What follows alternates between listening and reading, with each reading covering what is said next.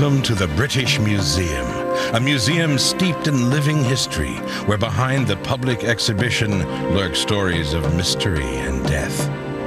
Here you can see the dried up remains of one of these body organs. Dark deeds from Britain's violent past. This person was deliberately killed. This is someone who was probably sacrificed as a gift to the gods. Stories of sorcery and witchcraft. To be receiving messages from outside forces would have been seen as dabbling in the black arts. Human sacrifice and cannibalism.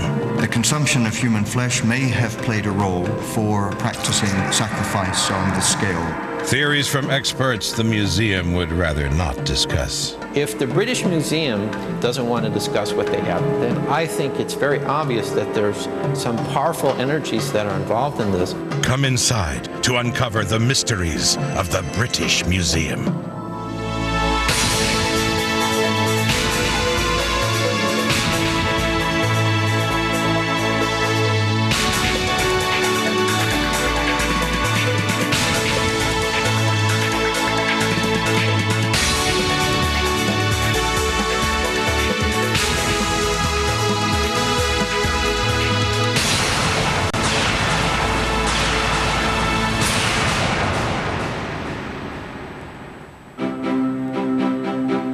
On the edge of London's financial district, nestled among the leafy squares of a slower age, the British Museum is home to one of the world's greatest collections of antiquities.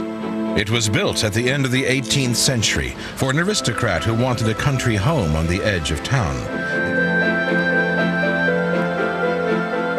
Just off the modernist center of the museum lies part of the oldest department of all, containing some of the most ancient exhibits. Here we find monumental statues, columns, and friezes spanning more than 4,000 years of ancient Egyptian history. But it is often what lies upstairs in the mummy galleries that helps visitors to feel even closer to the pharaohs. You are surrounded by the actual people from this ancient civilization. Museum staff pour scorn on the suggestion that the Mummy Gallery has a certain atmosphere, but there is one exhibit about which they are less than keen to talk. It is known for reasons of safety simply by its catalog number, EA22542, but over the years it has become known as the Unlucky Mummy. It's not as if there's a dead body involved. In fact, the exhibit is just a painted wooden coffin lid, thought to be from the tomb of a mysterious early ruler of ancient Egypt, known to later historians as Queen Nitocris. It was said that she committed suicide after massacring hundreds of Egyptian nobles to avenge the killing of her brother. Her tomb was cursed and lay silent for thousands of years, until it was pillaged by thieves who sold their bounty to unsuspecting tourists. In the 1860s, 4 young Englishmen bought the coffin lid. They were on vacation and thought they had found the perfect souvenir of their visit to Egypt. However, within months, 3 were dead, and the 4th lost his arm in a shooting accident. A famous clairvoyant, Madame Helena Blavatsky, pronounced the coffin lid an evil influence and the source of all the unpleasantness. As a result, the unlucky lid was hastily passed on to the British Museum. But that solved nothing. When the museum had it photographed, the photographer was so horrified by what he saw on the developing tray, he killed himself. The man who transported the ill-fated relic to the museum died within the week. The saga of the Unlucky Mummy continues right through the 20th century. A man who was making a detailed study of the coffin lid was on board the Titanic.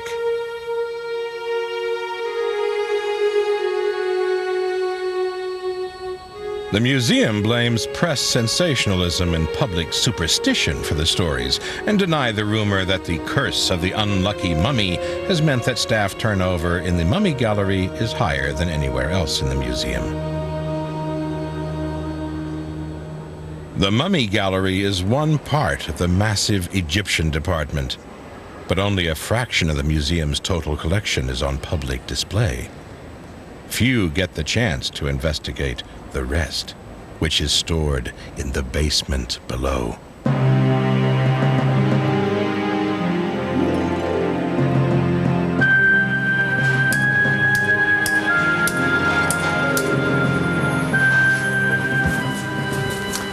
This is the Egyptian stone basement.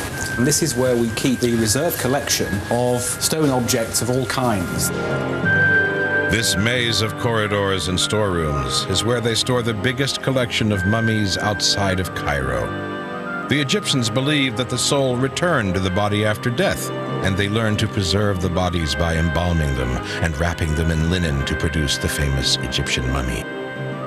John Taylor is the assistant keeper in charge, and he knows more about the embalming process than is decent to know. The first operation that was carried out on it was the removal of the brain.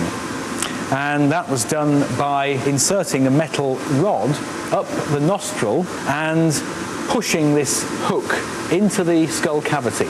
Then the embalmer would move his probe about inside the skull, breaking up the brain into small pieces. And then by tilting the head, these portions of brain and this brain residue would pour out through the nose and could be completely discarded. Once the brain has been so deftly extracted, it is the turn of the vital organs, and the embalmer pulled them out of a hole cut in the lower stomach. It was quite a small opening, only wide enough for an embalmer to put his hand and arm inside. And he would then have to drag out the body, the internal organs of the body, through this small opening. So he had to pull out the stomach and the intestines, the liver and the lungs and the kidneys. And what happened to the body parts that were so crudely extracted from the embalmed bodies? Much was thrown away, but a lot was saved and stored in other parts of the burial chambers. And down the corridor, John Taylor has been looking after some really nasty specimens. Now, some of these jars are empty, but others still have the original body organs preserved inside them. And here you can see the dried up remains of one of these body organs. No one is quite sure exactly what lurks at the bottom of these stone jars. And to confuse things even further, it seems that not all embalmers were entirely professional. Some bodies have got parts of them missing. You might find one with a missing leg or a foot or hand. Occasionally there are bits of other bodies mixed up in the wrappings. We even find things like mice inside the mummy wrappings. When the mummy's been wrapped up, left unattended for a while, mice have got in there, crept under the bandages, then the embalmer comes back and keeps on wrapping, and the mouse is trapped inside. Despite the occasional slip-up, the process was so efficient that thousands of years later, John Taylor and his team are able to use the latest medical technology to reveal some surprising facts about the health of the ancient Egyptians. We've been able to identify a lot of lung complaints in this way, very much the kind of thing you see in smokers today. So a lot of them were suffering quite severely. They must have had dreadful coughs and very bad throats all the time. And this even applied to people of quite high status. Much of the information that Egyptologists now take for granted about this fascinating civilization would have been unavailable had it not been for another remarkable discovery that the museum now has on display upstairs.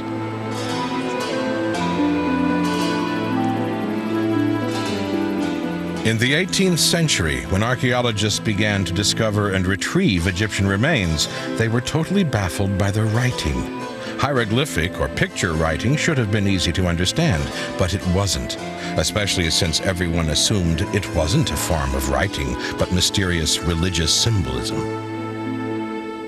The mystery of hieroglyphs was considered to be profound. It was assumed hieroglyphs recorded concepts of primeval wisdom without using language.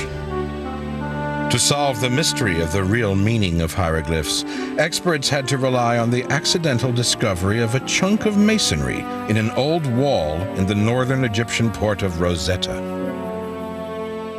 It was about 4 feet tall and 3 feet wide, and on it was Greek writing that suggested that it was a rather boring local decree, but there were 2 other forms of writing, both of which were hieroglyphic. It was in the early 19th century that Frenchman Jean-François Champollion identified a vital phrase. It showed that the 3 different scripts were in fact the same text. The most important phrase is the bottom line of the text, where it says that this decree has to be written upon a stela, which is of hard stone, in the script of the God's words, i.e. of hieroglyphs, the script of letters, that's Demotic, and the scripts of the Hau-Nebu people, which is the Greek script at the bottom. And of course, people could understand Greek at the time, and that allowed them to begin the decipherment of the unknown Egyptian hieroglyphs. Exactly the same text in 3 different scripts and 3 different languages. Today, as in the past, thousands flock to stand before the glass case. For some, the stone holds even more significance, as well as holding the key to unlocking Egypt. For a few, it holds darker secrets of parallel universes. We've had a full range of people getting quite excited in front of the stone, seeing reflections of ghosts in the case. People have even claimed to discover the lost language of the fairies written on the underside of the stone. There will always be bizarre theories surrounding such an important ancient artifact, but no one will deny that the Rosetta Stone and the work of Champollion effectively unlocked the secrets of the Egyptian way of life, and contributed to the relentless interest among experts and public alike in the world of the pharaohs.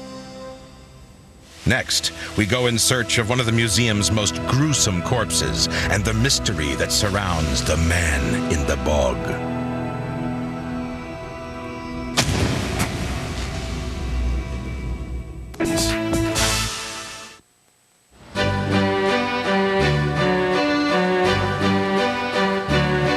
Entrance to the British Museum is free, but visitors are encouraged to make donations and buy tickets for special exhibitions. The average visitor passes through 10 galleries, and those items that receive attention are looked at for an average of 7.5 seconds. The gift shop sells tens of thousands of postcards every year. Thirsty visitors drink millions of cups of tea in the 4 cafeterias and eat tons of cakes and cookies.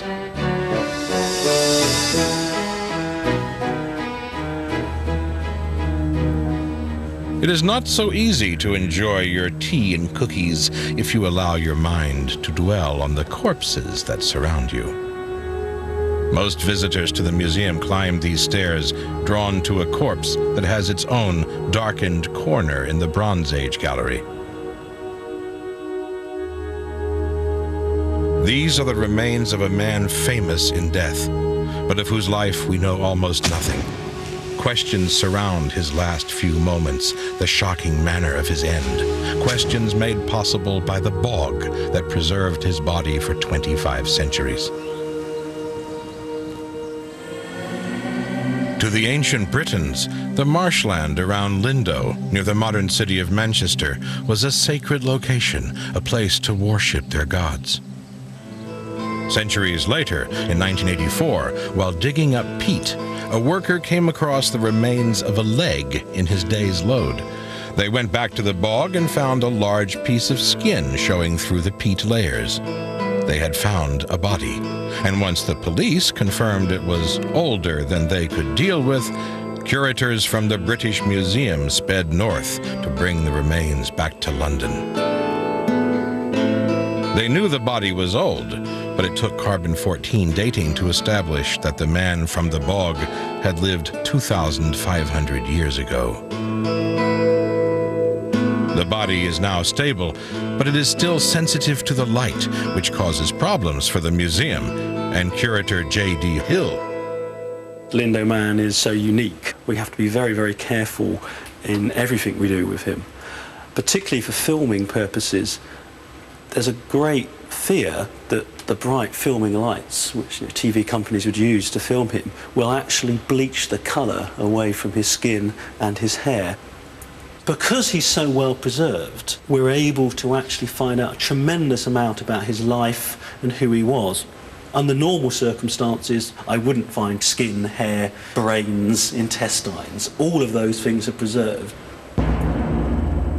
With so much amazing forensic evidence available, it was not surprising that scientists and curators began to speculate about how the Lindo man had met his fate. His mouth opens in a soundless scream.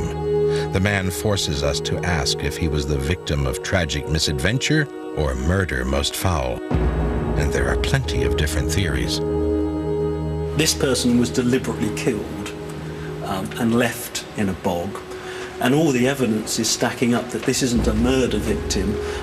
This is someone who was probably sacrificed as a gift to the gods. And there was more evidence that pointed to a religious motive behind the ritual slaying. The acids in the peat saved more than just the outer body. They preserved his stomach, which contained the remains of a meal swallowed 2,500 years ago. But why had he eaten oatcakes laced with mistletoe? Mistletoe is a very odd thing to eat. It's a poison which can be used as a medicine. But we do have evidence that the Druids, who are the priests of ancient Britain, particularly revered mistletoe in their rites and rituals. So the picture becomes clearer. We seem to be talking about a Druid sacrifice, and the British Museum experts feel they have a pretty good idea of exactly how he died. He's led to his death with a noose around his neck, not to strangle him, more to sort of lead him along. He's then hit on the top of his head with a heavy axe, and that caused an extremely large wound which is still visible on the top of his head. That would have probably made him unconscious, but wouldn't have killed him straight away. He then had his throat cut and was allowed to bleed. And then if that hadn't actually killed him, he was placed face down in a pool of water and would have drowned. This is a very careful, deliberate act which leads us to think he is dealing here with a sacrifice. It's a convincing theory and has now been accepted by most experts. But American anthropologist Christopher Knussel has an even more macabre and perverse theory. My theory about what happened to Lindo Man is that somewhat different from others that have been presented. In fact, the injuries are in part self-inflicted. And in that case, he may have been involved in some kind of very self-fulfilling experience, one that didn't involve other people, but one that may have involved unseen forces or unseen powers. Knussel believes that this man was actually engaged in a bizarre private ritual involving self-strangulation designed to bring him nearer to God, which went badly wrong and resulted in his death. My suspicion is that if a particular ritualist wished to speak to his helping God, the chief god, he might imitate that god's ability to find wisdom in this very strange behavior. We're never going to know, because unfortunately we don't know what this person thought about when he died. But my suspicion from using all the other evidence is that this would be a privilege. This is something they would go almost willingly to, not in fear, but this perhaps is the greatest thing you could do in your life, would perhaps be to be chosen as the sacrificial victim. The true story of the Lindo Man remains one of the great museum mysteries and will ensure that this remarkable exhibit continues to be a source of fascination and speculation.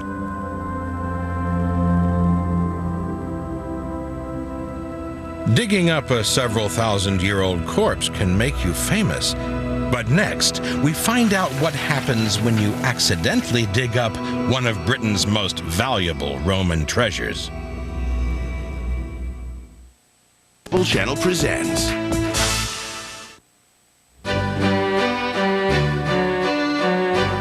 With so many artifacts on public display, many of them in an unstable condition, the work of the museum's conservators is of vital importance.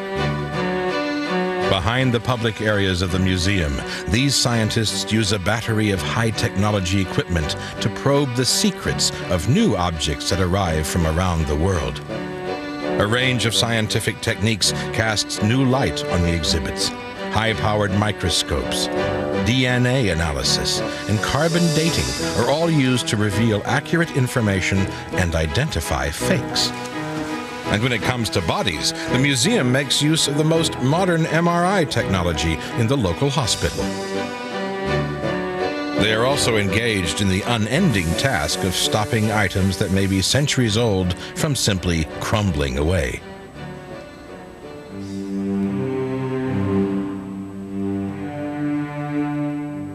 When they arrived in 55 BC, the Romans changed the course of British history, making the wild, wet island part of an empire that stretched across Europe, and the British Museum has a large collection to reflect this important age.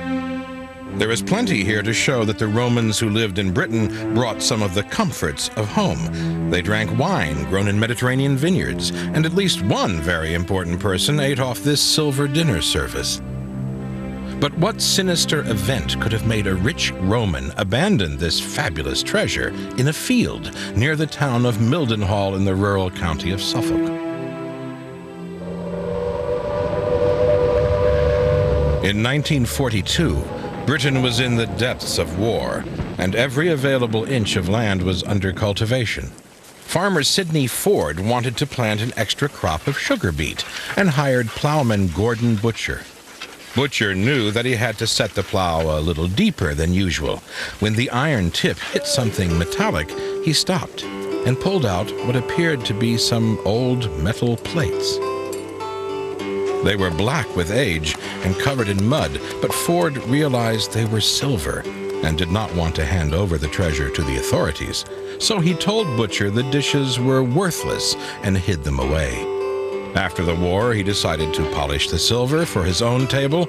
Unfortunately for him, a dinner guest spotted the treasure and persuaded him to hand it over to the British Museum. Both Ford and Butcher received £1,000, a modest reward for discovering what turned out to be the biggest single haul of Roman treasure. The Mildenhall hoard comprised 34 items, clearly the prized possessions of a wealthy merchant, diplomat, or official. The reason they ended up in that field is still shrouded in mystery. Dated to the 2nd century AD, they come from a time of peace and prosperity, and there seemed no reason for their owner to have abandoned these beautiful and valuable items.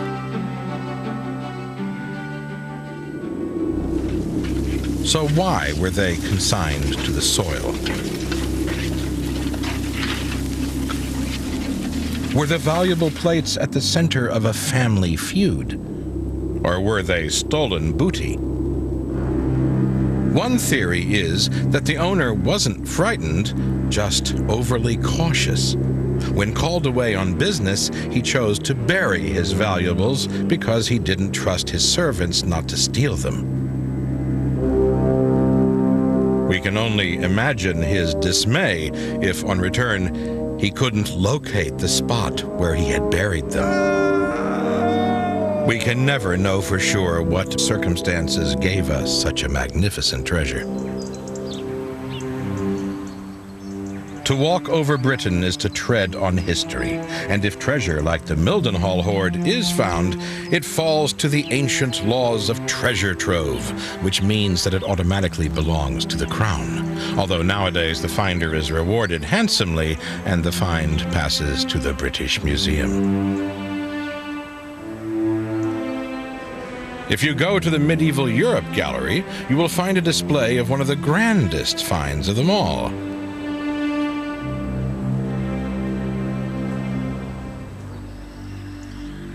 Today, it's an anonymous bend in the meandering river Debden, but as darkness falls, we might have stepped back 7 centuries. To the time when these mysterious mounds or tumuli were freshly built. It was in the summer of 1939 that landowner Mrs. Pretty asked local historian Basil Brown to open the tumuli that had mystified her for so long. What they found would astonish the world. The largest mound of them all contained a perfect imprint of a great boat that had once held the body of a British chieftain, possibly a king, dating from the 5th century. But who was he? There was no skeleton to offer a clue to his identity, but a wealth of belongings allowed the museum to begin to piece together the story of the man in the masked helmet. The museum's conservation department is still engaged in the task of recovering and evaluating the possessions of the great man that arrived still encrusted with clods of mud. Conservator Haley Bullock uses X-rays to show her what lies within. Primarily we use them to initially try and identify what that object is. Often they come into the department, they're completely covered in dirt and you cannot tell what shape that object is. Now, these sets are actually held together by organic material, but the organic material doesn't show up on the X-ray. When it's X-rayed, we begin to see that actually they have a shape and they have form and that they are actually very, very complicated. This object, for example, is a shield applique, and that was unidentifiable when it first came into the museum. On X-ray, you can see clearly the form that it takes. Once adornments on a ceremonial shield, these fittings were in fact finely wrought in silver and copper, the work of the finest craftsmen of the Dark Ages. Some items found in the grave are truly baffling. What was the purpose of the finely made iron frame known as the Standard? And what was the significance of this stone column, topped by a stag that rides on a rotating ring? But the real mystery remains. Who was the great man who warranted such an elaborate burial? He was important enough for his followers to have dragged a longboat from the river and across the hills to this sacred meadow. Other nearby burial mounds have yielded treasure that suggests that this was a cemetery for the nobility, but none were as elaborate as the ship burial, which was the preserve of royalty.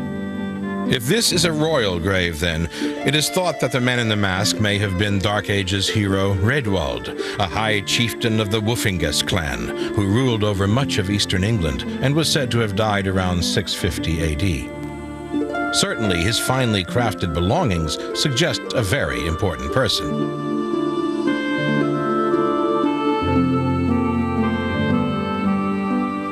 Haley Bullock and her team will continue to analyze the clues that emerge from their delicate restoration work.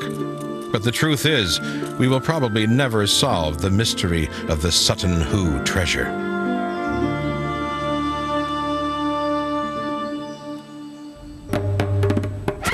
Next, we learn the finer points of human sacrifice.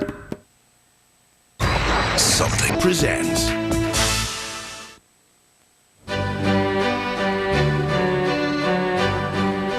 The inner courtyard of the British Museum was hidden to the public from 1857, but its rebirth as the Great Court in the year 2000 created the largest covered public square in London.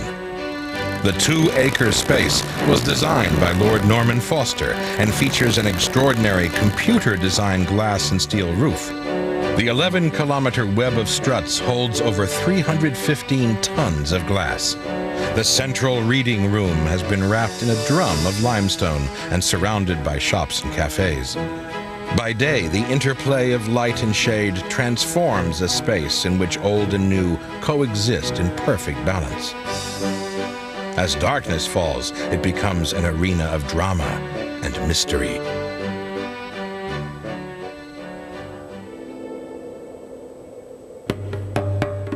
The museum's Aztec exhibit is housed in a striking modern gallery where the ancient gods of Central America hold sway.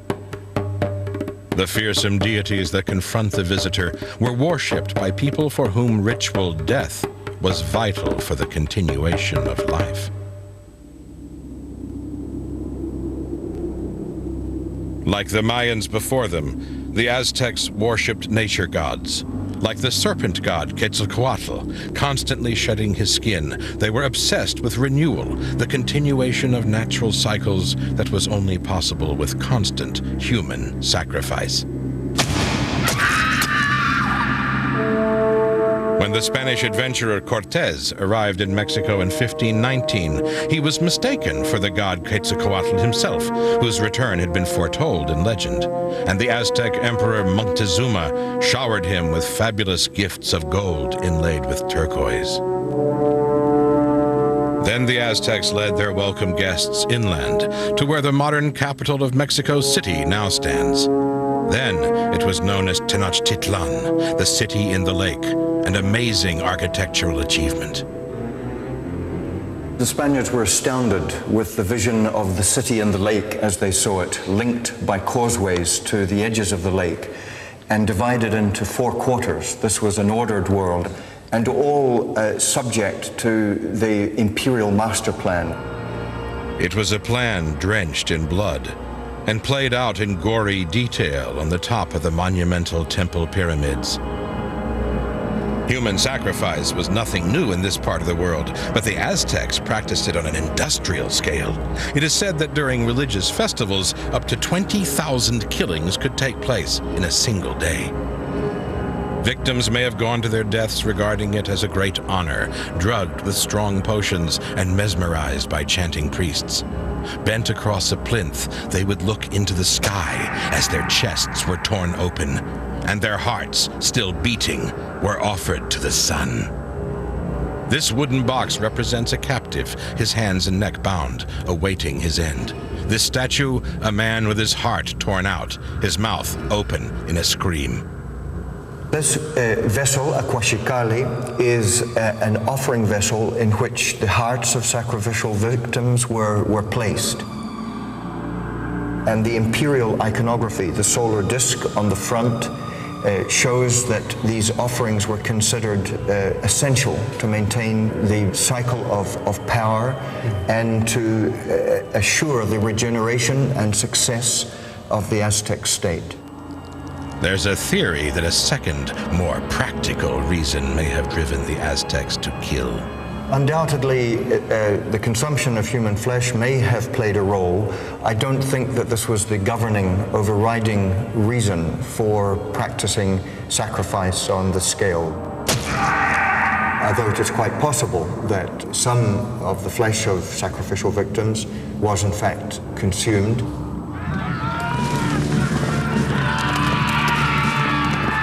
Horrified by what they had witnessed and driven by a desire to plunder the Aztec gold, the Spanish attacked their hosts. But laden down with the gold, many were easily captured. They were gathered by the temple and could only watch in horror as their comrades were led to the summit. They saw some of their own number laid out on the sacrificial stone and their chests torn open with obsidian knives, and their hearts offered to the sun. Cortés escaped the slaughter, but was determined to seek revenge. Over the next few years, his ruthless diplomacy and mercenary army defeated the Aztecs, and in what is seen by some as the greatest act of genocide ever, wiped them off the face of the earth.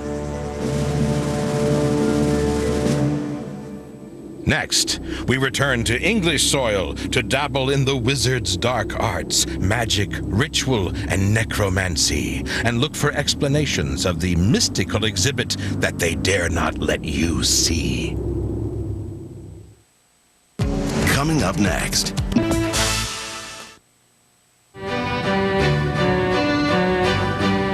Sitting at the very center of the British Museum, the Reading Room, built by architect Sidney Smirke, opened in 1857. The desks have been a refuge to generations of writers, poets, and transients. Karl Marx came daily for 30 years, and Oscar Wilde had his ticket taken away after his public disgrace. The book stacks were designed to house more than 1 million books, and Victorians estimated that if all the pages were laid end to end, they'd encircle the globe 3 times. While originally potential users needed to know a member of the Board of Trustees or the House of Lords to gain entry, today it's open to all. You're allowed to fall asleep, but snoring is forbidden. The last time a loud noise was heard was in 1879, when the new electric lights were turned on and caused a loud murmur of appreciation from those within.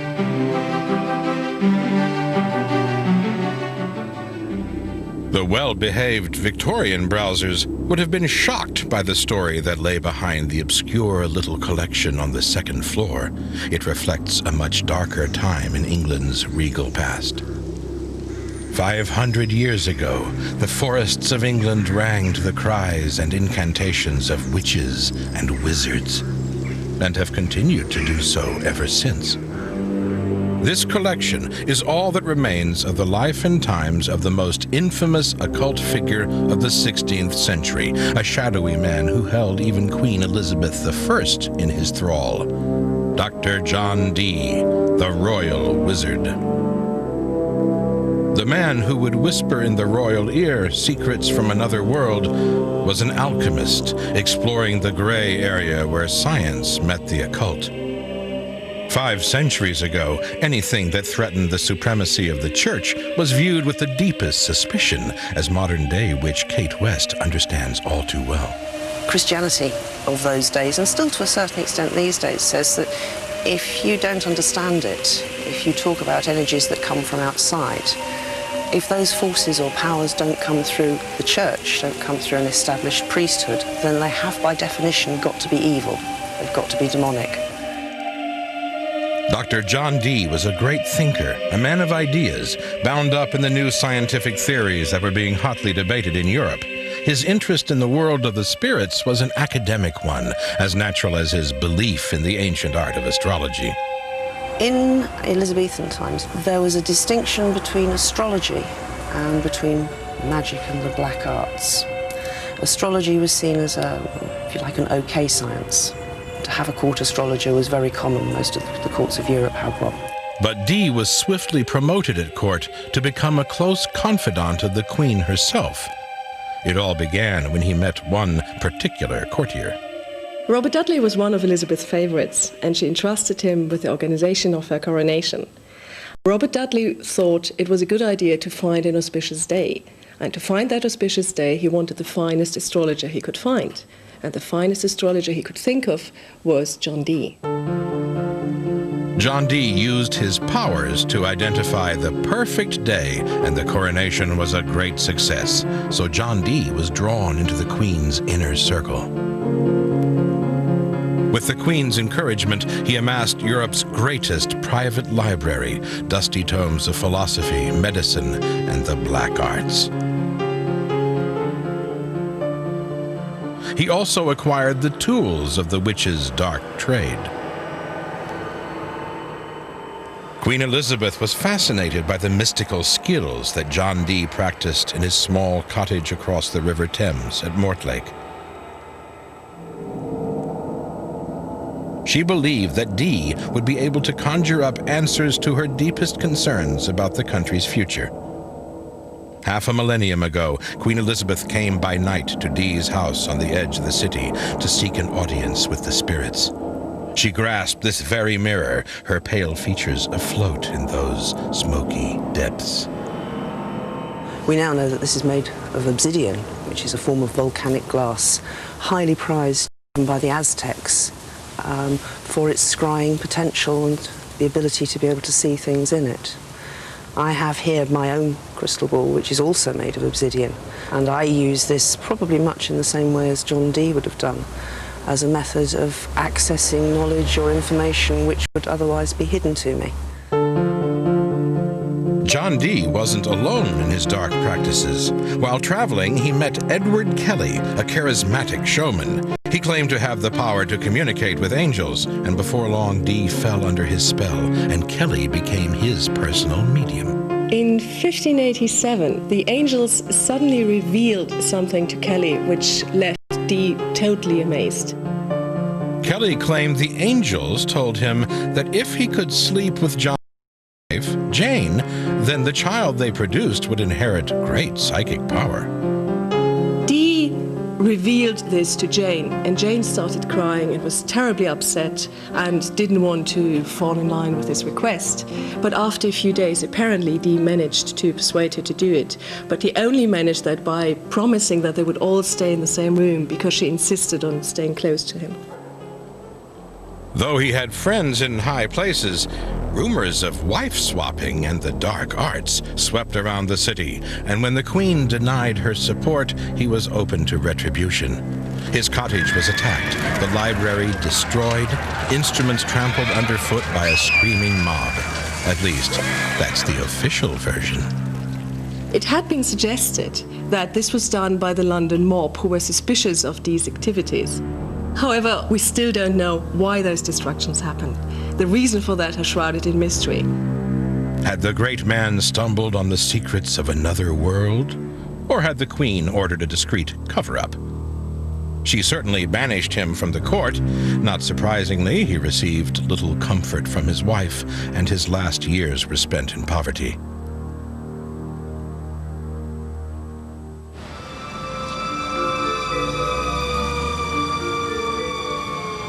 Perhaps the greatest museum mystery of all concerns an exhibit that rarely sees the light of day.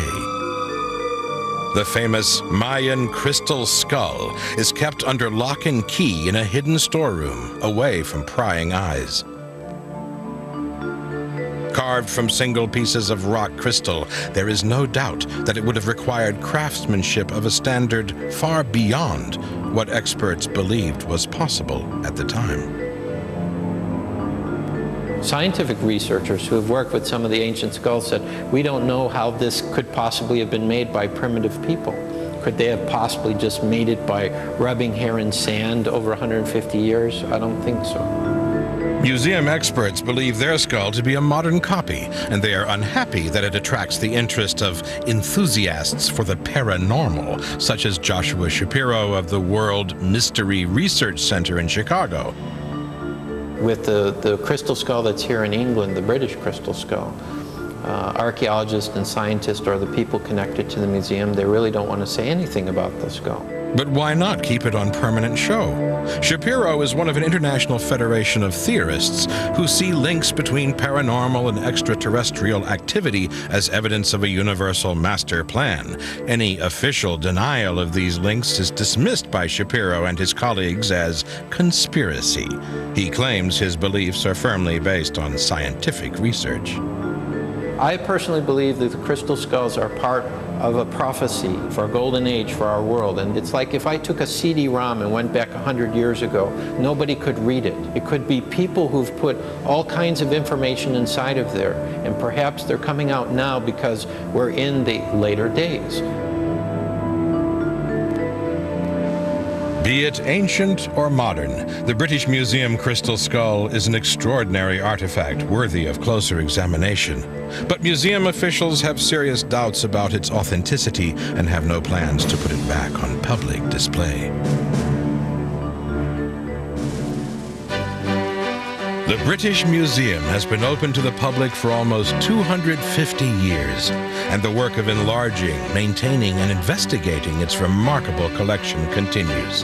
New information and scientific advances mean that much more will be revealed.